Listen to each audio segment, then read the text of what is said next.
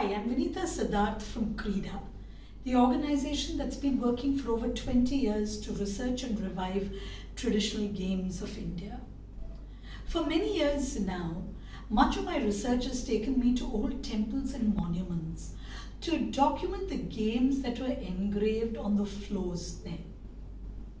Many people ask me, why were the games there? Who put the games there? There's no way of knowing for sure. The best we can tell is it was perhaps done by artisans or craftsmen or stonemasons back when the temple was being built or when it was being renovated. It is highly unlikely it was a stray visitor to the temple because many of these show the use of special tools and skilled hands to cut into the hard granite floors. I've been to numerous temples and monuments, and all my friends now have learnt to look at the floors and not just the idols and the sculpture or the architecture, because beneath your feet there is so much you can get to know about Indian culture through our traditional games. Many people have been sharing photos they've taken while they've travelled, and they ask me what to look out for. So here I am answering a few questions. Most old temples and monuments where the flooring hasn't been changed, if you look around near pillars, near the entrance platform, you will find a game or two. Most of these games look like this. Some clear enough so you can actually see them. You can identify them and you can figure out what game board it is. Sometimes they are barely visible like this one, and you literally have to strain to see it.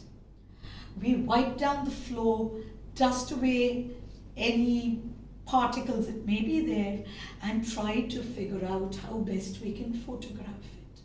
Sometimes we dust kolim powder or rice flour on it so it falls into the grooves, making it easier for us to identify. Sometimes it just requires you looking at it from a different angle, so the light strikes off it and you can actually see the game board. Sadly, in many temples with renovation and the passage of feet, these games have been lost forever. The passage of feet and time, we can't stop.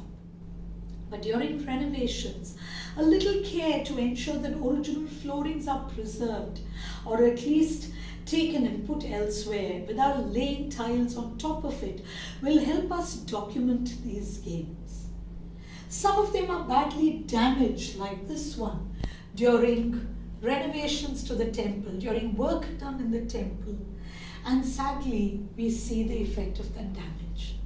But these games were important to people in the days gone by, and they're important for us today because there's so much we can learn from these games.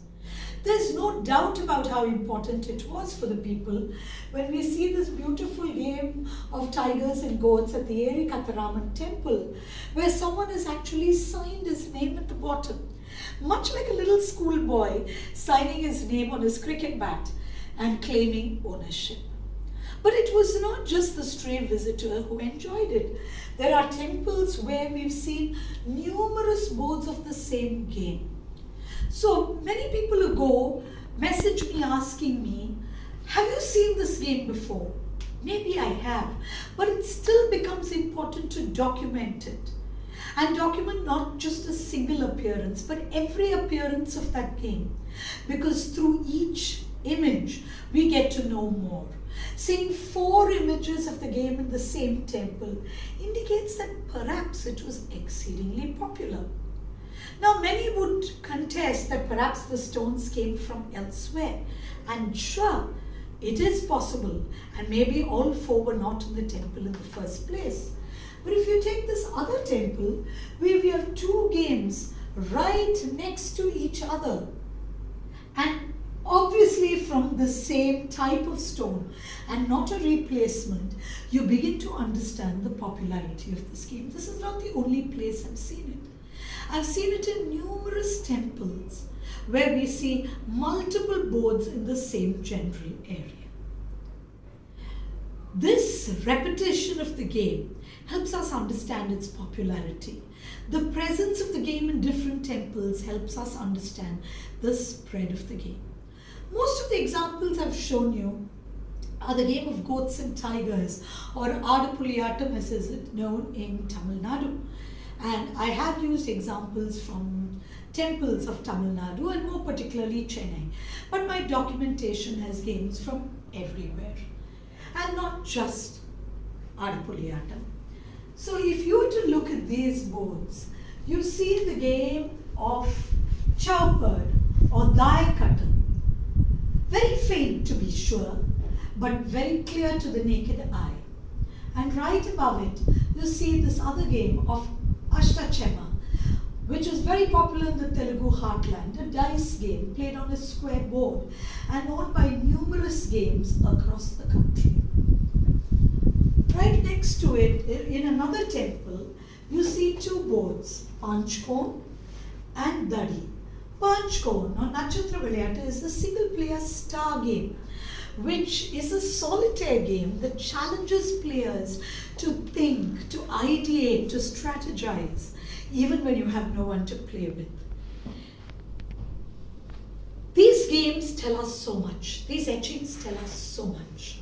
It's important to know where they occur, how many occur, and even their location within the temple.